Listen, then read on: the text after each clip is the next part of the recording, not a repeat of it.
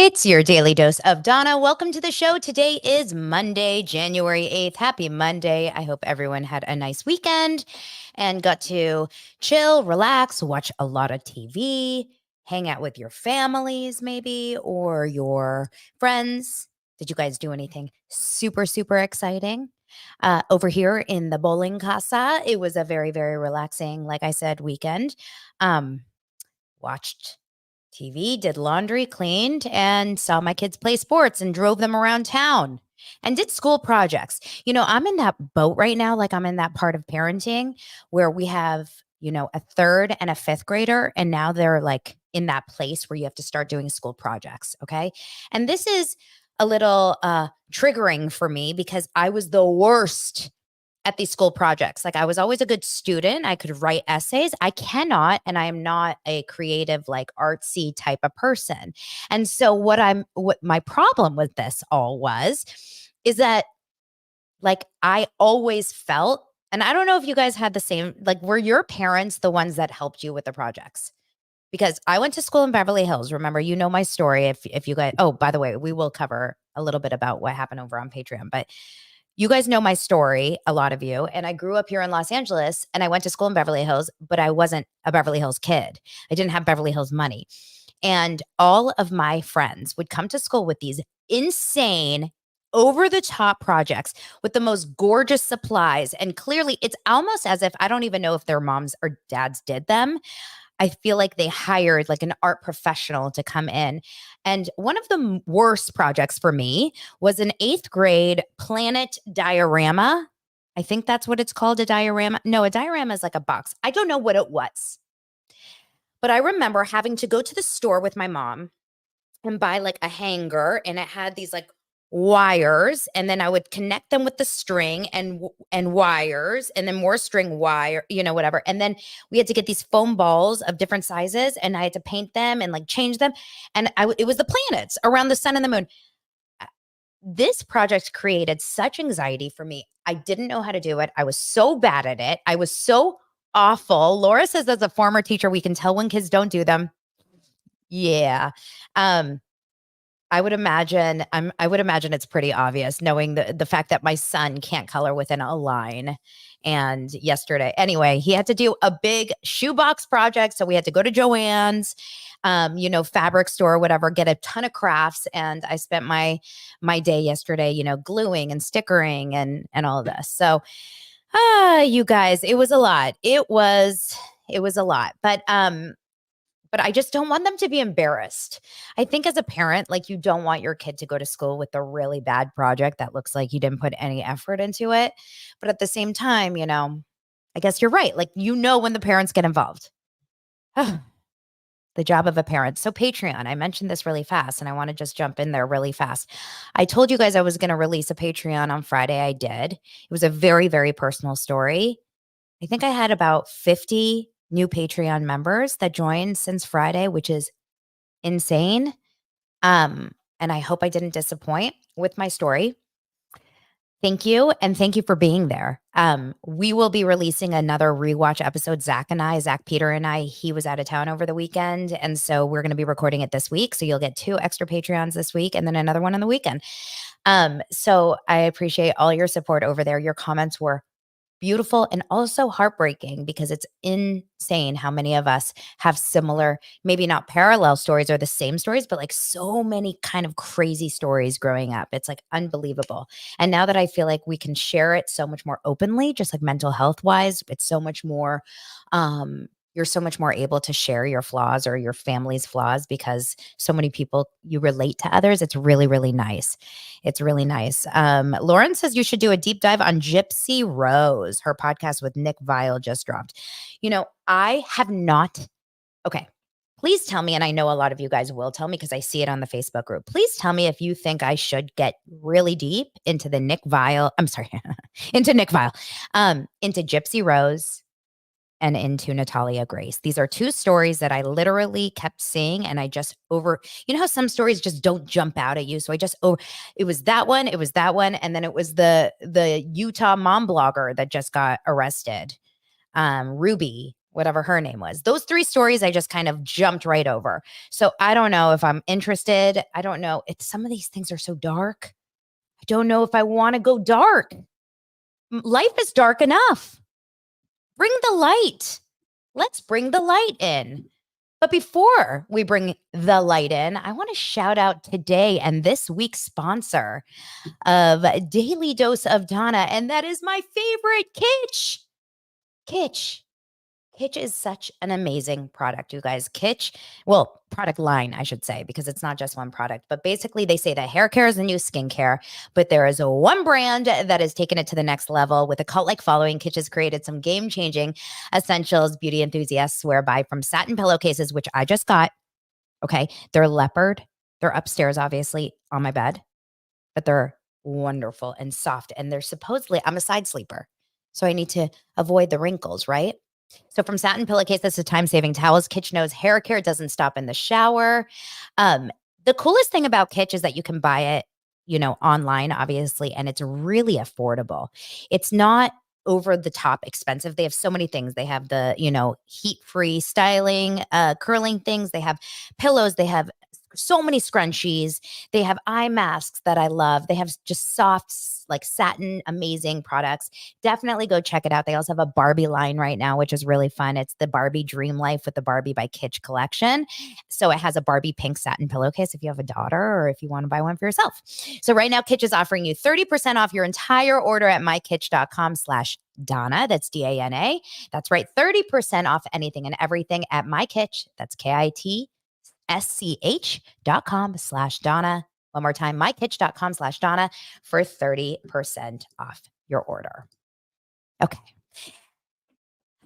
You guys, sorry. Okay. I just hit my knee real hard. And I said, sorry to myself. I've become so clumsy lately. You should see. I told you guys about me falling down my stairs last week. It hasn't stopped there. I walked into a drawer, like I pulled out a drawer in my bathroom and then I forgot it was pulled because I got a mask out and I was like putting one of those clay masks and then I walked and bam. I mean, I am bruised up. Did you guys watch the Golden Globes last night? Okay, I am not going to give you a recap on the Golden Globes. There's absolutely no way I would do that to you because who needs to live that like complete hot mess express pile of steaming crapola again? Who needs to relive it? But let's cover a couple things. Joe Coy was hired as the comedian/host of the show.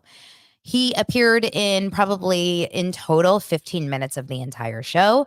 He was in the beginning for an opening monologue and he jumped out, I think, once, maybe twice for the entire show after that. He said in the monologue that he was hired 10 days ago. I don't know if that's true. I don't really believe that how that can be true, but maybe it was. Maybe someone fell out. Joe Coy, I know him because he was with Chelsea Handler. He's a comedian, obviously, and has a big career. He's been an actor and he's got, his Netflix document or his Netflix specials and he goes on tour. So a lot of you guys really, really like him. He's a Filipino, cute guy, charming, the whitest teeth. I mean, he and Mauricio go neck and neck with their teeth, right? It's on another level. So I wanted to really like him because I liked that it was like, okay, so this is someone that's not Jimmy Kimmel. Like that's number one. I'm so glad not to see Jimmy Kimmel do this. I'm so glad not to see, the same 3 people that I feel like host every single show. So that was exciting. But when I tell you, and I thought something was wrong with me, because normally I love the Golden Globes so much, but I told you I'm doing dry January. So I was completely sober. And maybe that's it. Maybe I'm usually drinking champagne and wine right now. And I'm like, eating charcuterie and hanging out with friends. It was on another level bad, in my opinion. A lot of you guys really like him. It was so uncomfortable to watch. Every joke he made, I would say if he made 10 jokes, 9.5 of them didn't land. I mean, it was bad. Because I don't know why certain things don't land sometimes. I don't know if it's because like it was a mix of maybe the material wasn't very funny, his delivery wasn't very funny, and he wasn't very likable. And I think he's a likable guy. So something happened in this performance that to me made me feel like he comes off like annoyed by being there. He comes off a little bit un you know, he doesn't seem like excited to be there. He says he's excited, but he seems kind of like over it. And then he did one thing real fast. He quickly, when he realized he was not nailing these jokes and he really wasn't nailing them, he immediately blamed the writers. Did you guys hear that? He was like, "Guys, you're laughing at my jokes, not the ones the writers gave me." Okay. When you do that, when you say something and take down writers of a show at a Golden Globe show, which is all pretty much writers, directors, creatives, whatever, and all those writers in the back who have just given you this job and now they're getting under the bus. A lot of people probably wish that they could say that, but you don't say that. It felt so wrong, like he was throwing these writers under the bus. Hated that. Absolutely hated that. He said a couple jokes that people thought were like newsworthy today. For example, the Taylor Swift moment where he said, the only difference between this and an NFL game is that we have less camera shots of Taylor Swift. Who cares? Like, is that even a big deal? That wasn't that big of a deal, right? Like she kind of just like she was like this with her champagne, like so, it wasn't that big of a deal. But then she another thing that happened was what was the other joke that really landed and like pissed me off was the Barbie joke. I don't have it right in front of me. It was something about the fact that like look at the best picture nominees this year. We have Oppenheimer, which is, based on this and it's a most beautiful cinematography, like talking up Oppenheimer. And we have, Barbie, which is based on a plastic doll. And it was so belittling of a movie that meant so much more than that. Like the fact that he kind of connected Barbie to like a Super Mario Brothers, basically, that it was just like a stupid cartoon was so annoying and was so like gross. It felt very like old school, like making fun of girls type of thing. I didn't like it. So he set the tone and Lance and I both were like, this is weird. This is weird. This is weird. Now, I thought, okay, get him off the stage and then let's get to a show. Everything was off. Did you guys agree? Everything was off. The way that number one, I will tell you that Golden Globes room, that's where I had my prom in that room. That's where I won my Best Casting Director of the Year award for children's casting back in 2007 or 8. I won it in that room. In fact, Haley Steinfeld presented that award to me, and she was performing. She presented yesterday. That was the room that my mom and my dad got married in 1979. The Beverly Hilton has such an incredible experience for me. I danced to the Black Eyed Peas in that room. Like it's crazy. But the point is that event usually, like, I hated the way it was directed. I hated the fact that every presenter had the actors in behind them. So you could see like Bradley Cooper and Steven Spielberg and Billie Eilish and Nicolas Cage and like all these actors just like looking on like this to every single presenter because every single presenter was off the mark. Did you guys agree that every single presenter except Kristen Wiig and Will Ferrell were so off? I don't know if it was the material. I don't know if it was the direction. I don't know about their timing. I mean, the fact that most of them are actors and they weren't able to deliver these lines in like a well way, it's on another level. It's on another level. So I don't know. I don't know. It was impossible to watch. Now, a couple other moments. There was a big, hubbub over Taylor. Oh, just to finish the Joe Coy really fast. Michael Che, who's an SNL actor. You guys probably know who he is. He went on Instagram yesterday and did a whole rant. And I thought this was actually interesting. He said, stand-up comedians should turn down doing hosting gigs like this. Because to try to make these people laugh in this moment, right before they're getting presented these awards and these like nervous experiences, is basically like trying to make LeBron James laugh before Game 7 of the NBA. It's true. It is a really awkward thing. He also said, these actors pretend that they want to be laughed at, but the truth is they absolutely do not want to be made fun of. So you're dealing with a lot of people who are very, a lot of ego, a lot of, machismo type of energy in that room. In fact, I've never been happier to be out of that business than watching last night. Like, I am so over it. It was just so Michael Che was like, you know what? Turn down those shows. You will always fail if you're a stand-up comedian. You will always fail. And they should hire a magician. That's what he said. Okay, so Timothy Chalamet, also known as Wonka, from this last few months, did an amazing job in Wonka. So cute. He's my Scott Disick lookalike. Remember, he and Scott Disick are the same. They could be brothers. In terms of like the way that they talk and look, it's so interesting to me. So, Timothy Chalamet was there with his girlfriend, Kylie Jenner. And can I tell you, to see Kylie Jenner in an award show like this and not be the star of the show, not make it about her. It wasn't Kylie's night. She was there as Timothy's plus one. Loved every second of it. They actually looked so cute. They were looking at each other in their eyes, and there was like a camera on them, and she was like playing with his, I don't know, his necklace or something. And she's like, "You're so cute," or "It's really nice." And then they kissed and said, "I love you." They're actually very cute. Like them. Taylor Swift was in the audience, also hanging out with Selena Gomez and Kylie Teller, who is Miles Teller's wife. Miles Teller is an actor who I love. I think he's great. Those three are very close. Those three were caught talking a lot of smackola during that show. And a lot of people are coming off saying, wow, Taylor Swift and Selena seem like the mean girls during this experience. So I don't know what's going on there. I'm also so old for it. Like, I feel like it's too high school for me, and I'm going to move on. If it was a Real Housewife, I'd be so into it. But this, I can't. I just can't. But I don't want Taylor. Like, it's a bad feeling to think that Taylor is like the mean girl. I don't like that. But a lot of people are saying that Taylor and Selena are like the mean girls. How they like go against, like the Hailey Biebers and the Kylie Jenners. I don't know. You guys tell me. I mean, I feel I could be completely off. They could be the nice ones.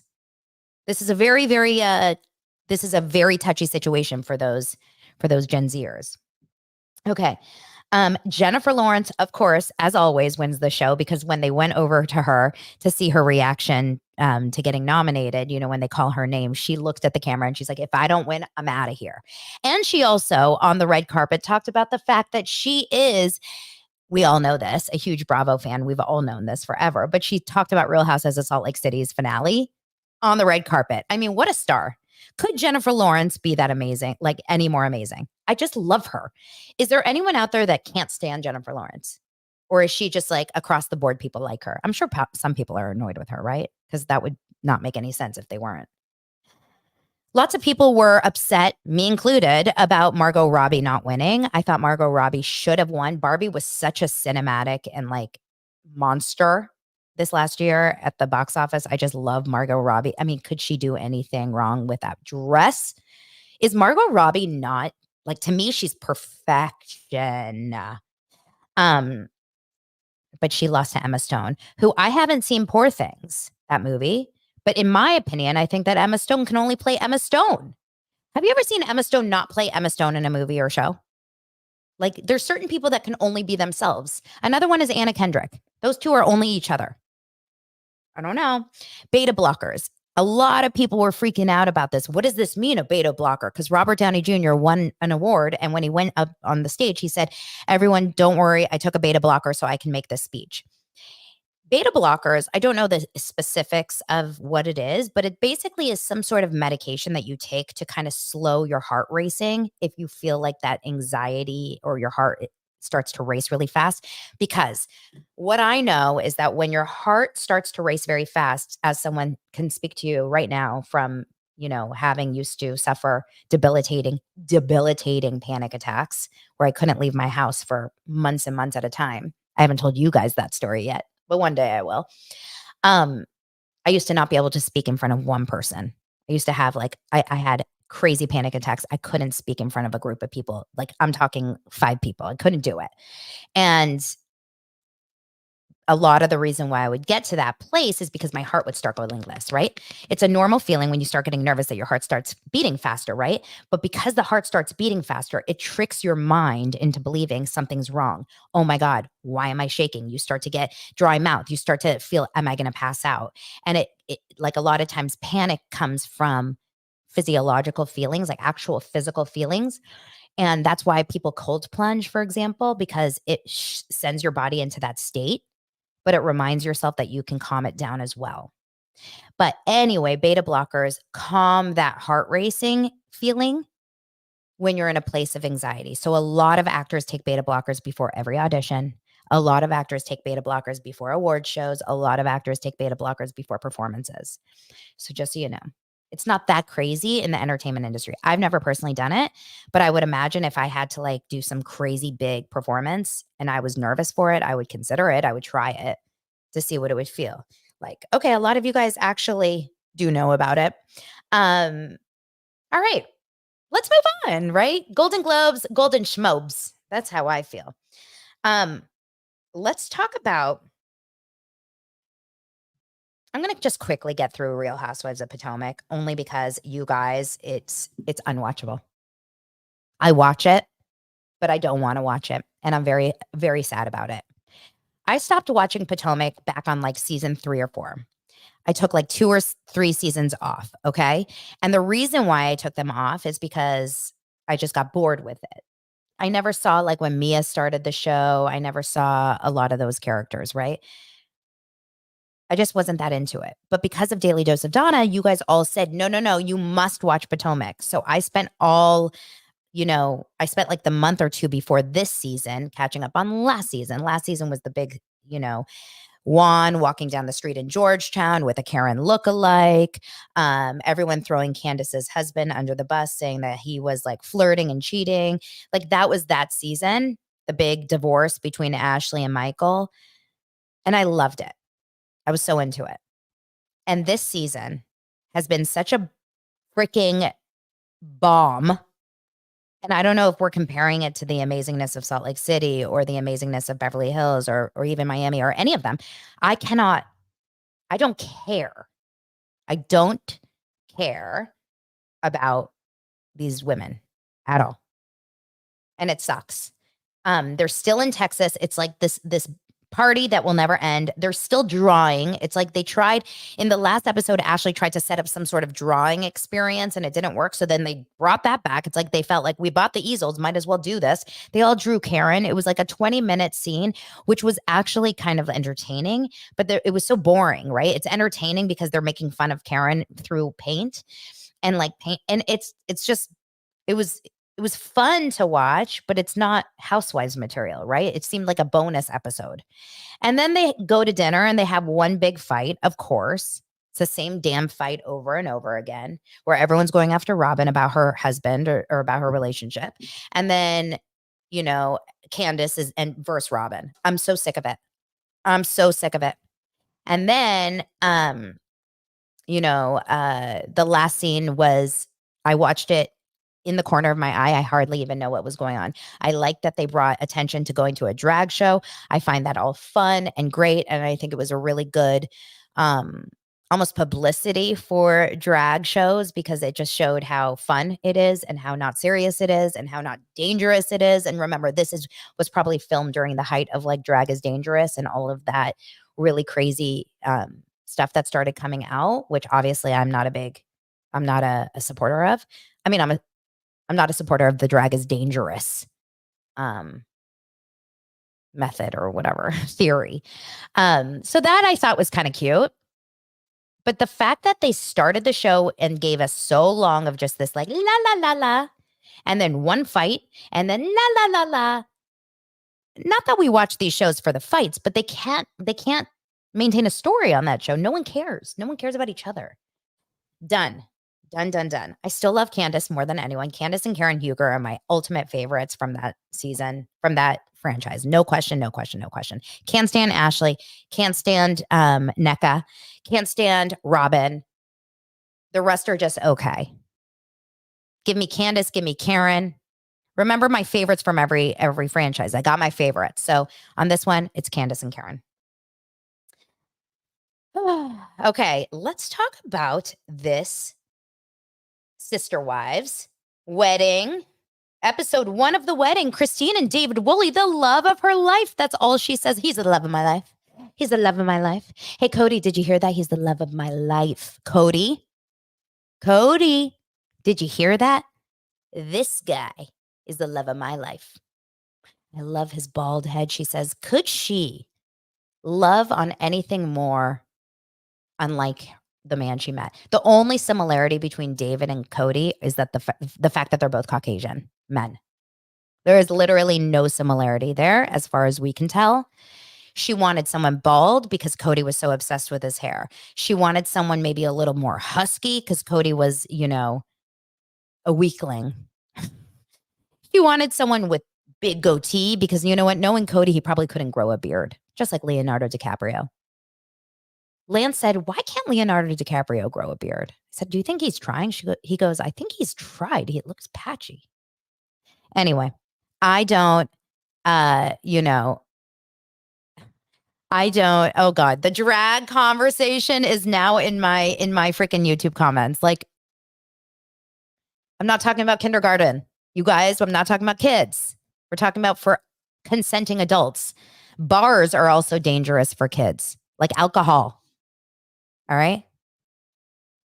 I don't see any bars are dangerous situations. Okay. So, all right, let's keep it going. So, I don't want to get political or anything. That just like threw me for a loop when I saw some comments coming up. So, David and Christine are clearly massively in love. They've met 11 months ago and they're already getting married. So they decided to get married probably 9 months into the wedding. Into meeting. She said, I stalked him. I found him online. I was obsessed with his profile. I went out with him and I told my matchmaker, cancel the rest of the dates. Why aren't we getting her matchmaker on there? I want to hear her matchmaker. Forget Sutton and her matchmaker. Sutton needs to call Christine's matchmaker because that matchmaker did a great job. Did a bang up job. A bang up job for Christine and Wooly. So they talk a little bit about the relationship. I actually find them fascinatingly adorable. You can really feel that they like each other, that they laugh together. He's just as obsessed with her as she is with him. They're very honest with each other. He wants to make her happy. He's very supportive of her 5,000 family members as she is with his. He's silly. He's funny. He's not scared to make fun of himself. He's not scared to have a sense of humor. It's all the things Cody was not able to. And the best thing about the entire 1 hour special is the fact that they were able to go from Christine's talking about he's amazing. He's the best. He's so amazing. He's wonderful. We love each other. We're insatiable. I mean, she basically was saying that they have the best love life. Like she was obsessed with him. You literally see like hearts coming out of her forehead, right? It's a cartoon. And then they cut over to Cody in the middle of probably Coyote Pass, knocking down a tree and saying, yeah, go down. Oh, man. Oh, go. Take it. Yeah, bro, I got packs. We cut to Cody and Robin a couple times throughout the entire episode in this one scene where he's sitting there in his athletic gear. Cody, I didn't know that Cody and Robin had this side of them. I didn't realize that they, shopped at Athleta on the weekends or Lululemon maybe. I mean, he was wearing a visor. Listen, Cody, I'm going to give you a heads up really fast, okay? If you're listening to this, which I kind of think for a second that maybe Cody Brown does watch Daily Dose of Donna, because I feel like Cody, he probably saw one of my TikToks where I talked about his pecs and his abs, and he thought to himself, oh my God, this girl likes me. Is she available for a fourth wife? So Cody, honey, I would stay away from visors and sunglasses on top.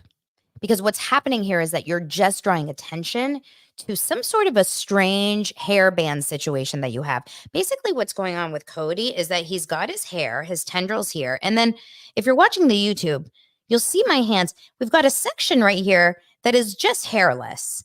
It's just bald. It's David Woolley style, right? So a whole section here is just bald. So he's got tendrils, bald, and then lots of curls back there. And then he got his mirrored sunglasses on top and a visor because he's cutting down wood. He's wood chopping. Cody, may I suggest a full hat? I actually think it would be a good look. A trucker hat by all means. Whatever. A baseball cap. One that covers the entirety of the top. Maybe put your hair back in a little bun, a pony, if you will. Just cover.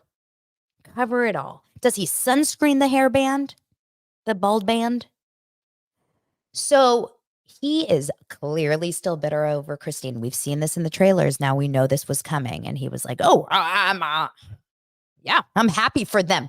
Go ahead and get married. Only 3 years ago did she stop loving me. And then Robin, as fast as possible, also in her athletic gear. I mean, Robin went to Old Navy, man, and she got all of the fall, moving and grooving leisure wear. She's wearing her hair up. I don't see her with crazy makeup and a big, the big blowout. And she stands there and she says to him, no, Cody, we are very happy for them, Cody. Come on, Cody, you can do it. Cody. And meanwhile, she's sticking a hand maybe under, giving him a little bit of ooh, okay. Yes, we're very happy for them. It was unreal. This was a lesson in parenting from Robin Brown. How to parent Cody Brown. Then they cut back to the wedding and we see Happy and family, and they're doing a facial day. It's 2 days before the wedding. And McKelty, who is a quarter of her body, and Tony, who's a quarter of his body. I have never seen anything like it. They are so slim. What happened there? That was not from those shakes that they're talking about, the plexus shakes or whatever, are they? So now all of a sudden they're having this, lovey, like facial day. It's actually so cute. All the women are so happy. We've got David's 40 kids. We've got Christine and Janelle's 5,000 kids. We've got all the grandkids. We've got random women. It is like a women's haven. They're all doing their masks. They're having fun. Then they go to the rehearsal dinner or the rehearsal event, and it's gorgeous. And Christine is just so happy. This is my vision. This is my vision. And she's showing, and David does some silly tumble. Did you guys see that little stage fall? He was like, oh, and then I'm going to walk up the stairs. And he's like, whoa, falls and tumbles through the stage. And then he's like, I'm okay. Well, one thing I really love about this, David, is this man is making himself out there to make people laugh. He wants people happy, not like Mr. Cody Brown, who wants people to be pissed. Okay, he's happy. He's loving. He's friendly. I like that David Woolley guy for Christine. I think they make a wonderful couple. I think they're very happy. And then we see them, all the sisters and the daughters. I mean, there's so many of them. They're all talking about how happy they are. And then, of course, we see them go on a floating boat. I mean, a floating bar. You guys, this was by far one of the craziest experiences I've ever seen, because did you guys think was Christine chugging a beer on your 2024 bingo card? Because it wasn't on mine. I'll never forget how the sister wives never drink. I remember thinking this like years and years ago when I watched the show. They would go out to their Mexican restaurant, the one Mexican restaurant in town. I don't know which town they're in, but it's always the same Mexican restaurant. Like it could be in Flagstaff, it could be in Vegas, it could be in Parowan, Utah. It's always the same damn Mexican restaurant. It's dark, there's lots of chips, and there's never a margarita in sight. And I always thought that. I was like, they don't drink, these guys. Okay, so it's a religious thing. Oh no, they like to drink. Because Christine is chugging beer on her floating bar. It looks so fun. It reminds me of when we went to Chicago for, just a visit with Lance's family. And we were on one of those boats where you go through the river or whatever it's called, the lake. And they give you a tour, and then they have a bar and you can have some wine or whatever. It was so fun. So Christine's like, go, go, go, go, go, go, go. And then Janelle makes a nice speech. I love Janelle and Christine's relationship. Absolutely think it's adorable. And then they cut to Mary. They keep cutting over to Mary, who's all alone. She goes, I don't know when they're getting married. I assume it's soon. All I know is I'm really happy for her, and I think one day it will happen to me too. Back to Happy, back to Christine and Janelle. And then back to Cody, and it's very sad. I mean, the editors did them dirty. Did you guys notice that?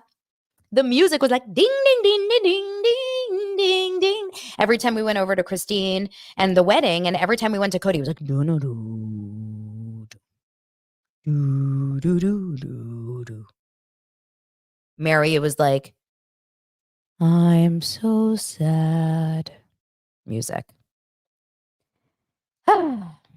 All Okay. So then they get ready for the wedding. It's the morning of Maddie is hysterically crying, very sweet. And then the show ends because next week will be the wedding. I didn't think I was going to be into this. I loved it. I loved that hour of fun. Compared to Potomac, this was heaven. This was groundbreaking. It was amazing. So go Christine, go David, and Cody, I'll send you a baseball cap that covers the hair situation. And maybe some Rogaine. Maybe. I don't know. I don't know if you can do like so. Just cut it all off, okay? At this point, just cut it off. Stop perming. All right, let's talk about another story. And that is the lead story of today, the Trace Amigas. Have you guys heard about what happened? Did you guys hear about all the drama that happened this weekend? I'm going to start with, it's kind of like hard to know specifically everything, but in the sense that like a ton of random shit kept happening. But basically, we know that back in November of 2023, Shannon and Vicki, I think it was November, maybe it was December, Shannon Bedore and Vicki Gunvalson announced that they were going and doing Shannon and Vicki live. This was a little unexpected because aren't they doing Trace Amigas? So confusing. They're doing Shannon and Vicki live. They're doing a couple performances or maybe one performance. I'm not exactly sure how many. And they're doing it over at in some Midwest state or, somewhere around, I don't remember specifically, not here in Los Angeles or California. And Doug Buden, because everything leads back to Jeff Lewis, is going to be the host, like the MC. And remember, Jameson, who's Jeff Lewis's producer, was the MC of their Orange County show. So they love Jeff Lewis. They love that team. And we know that, right? Because Shannon and Jeff Lewis are besties. And Vicki Gunvalson and Shannon and Kelly Dodd were at Jeff Lewis's Hollywood House Lift premiere party.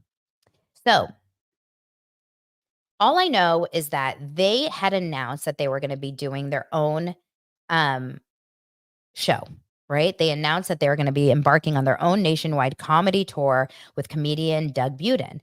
Tamra was noticeably absent from the performances, and it was a little confusing because she had already done a couple Trace Amigas back in 2023 when they first started.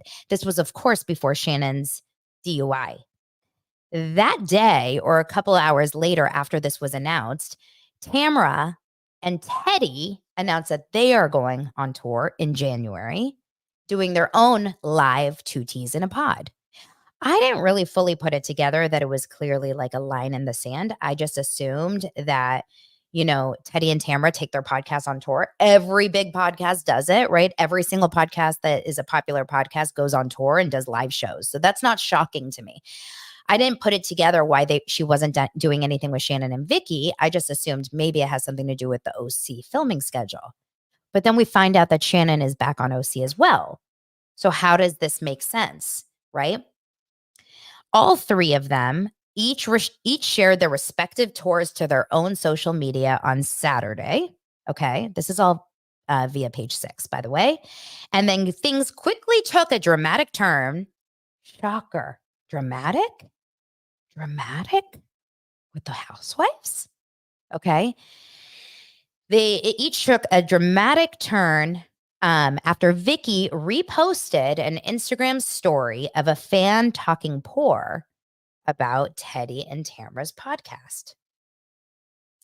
Basically, Vicki shared a story from someone else, like a fan account, that was a picture of the Shannon and Vicki live poster. And on the bottom, it says, 2 T-holes have nothing on Shannon Bedore, Vicki Gunvalson, and Doug Buden live. We know which show we'll be watching. So remember, this is from a random account called Vicki's Orange. So clearly they're big Vicki Gunvalson fans, but Vicki shared it. So when you reshare a story that has obviously not just like a can't wait to see your show message, that would make sense. But this is calling the 2 T-holes.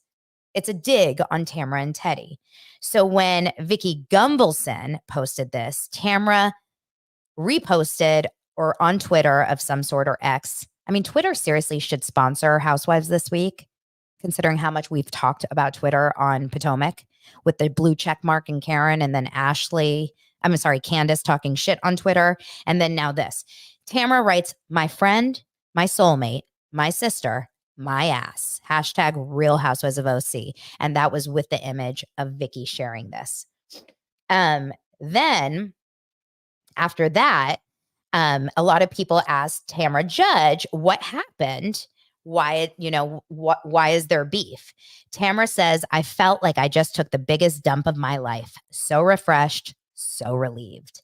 She also then posted in her social media a picture of her, and she wrote Uno, and then swiped to the next, and it was her and Tamra, Dos, and then swiped to the next, and it was her, her, Teddy, and Emily Simpson, and it was like, come and see our live show. So obviously they are donezo. There's big fighting there. And then stuff kept happening in the comments. Okay. A lot of people noticed that in the comments of people's Instagram accounts yesterday, Vicki commented on someone's account, and I can't remember specifically whose Instagram account was it, saying like, more to come. You'll find out everything soon, basically why this big fallout happened.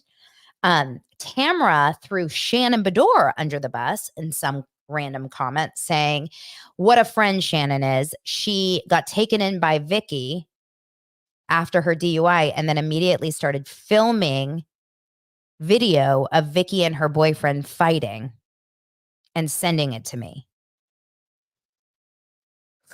And then, of course, Kelly Dodd gets involved because Kelly was like big part of that OC community. And she's now friends with Shannon and she's good friends with Vicki. So then Kelly got involved and she started talking shit about the fact that like, there was an LLC and it was a business issue. I know I know Kelly Dodd on her Patreon. I got a notification because I'm a subscriber. I have to be for you guys. I have to subscribe to these people. But I'm not an anti-subscribing to other people's Patreons for support. I think it's such a nice thing to do just to give them $5 a month, like for all the entertainment that they give. Or the content, I should say. So anyway, Kelly Dodd did a whole post about Tamra. It's a video and I have not watched the entirety of it, but essentially I know Kelly Dodd can't stand Tamra. I know Kelly Dodd has talked very, very badly about Tamra in the past. They have a really big feud, those two. They really dislike each other. And Kelly believes that Tamra is the source of like all of this craziness. You can't trust her for anything. All I can say is this. I don't know like these people at all, right? I don't know them at all. I've met them all. I've met Shannon. I met Shannon and Vicki both at Jeff Lewis's party. I talked to both of them. I talked to Vicki and she had nothing but negative things to say about Teddy. That was all she said. She was nice. We talked very briefly about like nice things. And then she went off on Teddy to me. Okay. She doesn't know who I am. She doesn't know how I know Teddy. Like it wasn't like that. She just talked about it. She said how horrible Teddy was. Then Shannon, when I talked to Shannon just talked really nicely about Jeff Lewis. So those were my connections or conversations with them. I've met Tamra on DM. I've spoken to her in person at, remember during the BravoCon weekend, we didn't talk about anyone. We didn't talk about Vicki. We didn't talk about Shannon. We didn't talk about any of them. We talked about just like, we just talked, right? Like, nice to meet you and whatever. So I don't know these people at all. And of course I know Teddy, but I don't know these people at all for anything. I just think Vicki and Tamra's relationship has been so freaking like insanely like up and down and bad and good through the years. If you rewatch OC to see how much each of them has thrown the other one under the bus over and over and over again. And then Shannon was also involved in that. Shannon and Vicki had major drama. Shannon and Tamra had major drama. Tamra and Vicki had major drama. All of them have had drama with Kelly Dodd. These people should not be friends. Like I can hardly become friends with someone once I have one big fight with them. Like it's very hard to become friends again. And I think a lot of them become friends because they are on a show together, But at the end of the day, you have to question like, who's a real friend?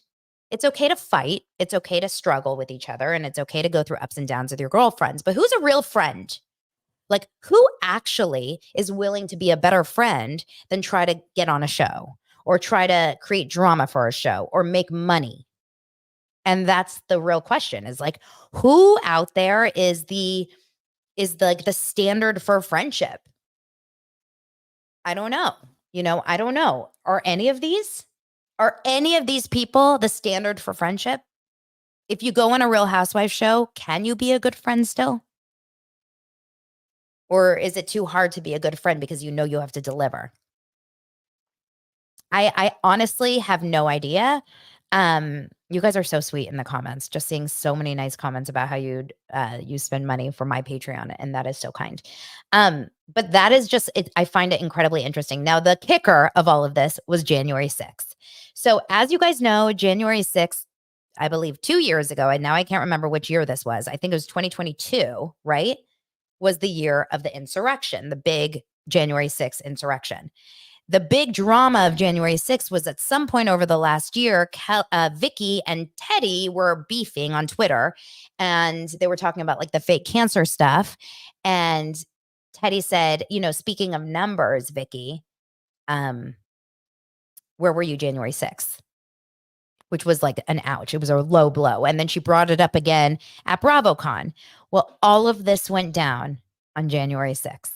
So someone said, wow, January 6th is, maybe Tamra said, I can't remember. Wow, January 6th is really not a good day for Vicki. But I will leave you guys on this note. January 6th is exactly my 1-year anniversary of Daily Dose of Donna. Shout out to Denise Milner, who posted on my Facebook group over the weekend and reminded me when I was going through a little bit of a challenging time and forgot completely that it was my 1-year anniversary. It was my 1-year anniversary on January 6th. I'm so grateful for every single one of you dosers who have been here. I've had millions of plays on this podcast. I think I had 2 million views on YouTube I hit last month. It is a huge, huge deal. Thank you so much for subscribing, for following, for supporting. And I appreciate you guys totally for all your love. Anyway, I will see you guys tomorrow, as I am here 5 days a week, unless, of course, emergency, but 5 days a week I am here. Can't wait to talk to you tomorrow. Bye, you guys.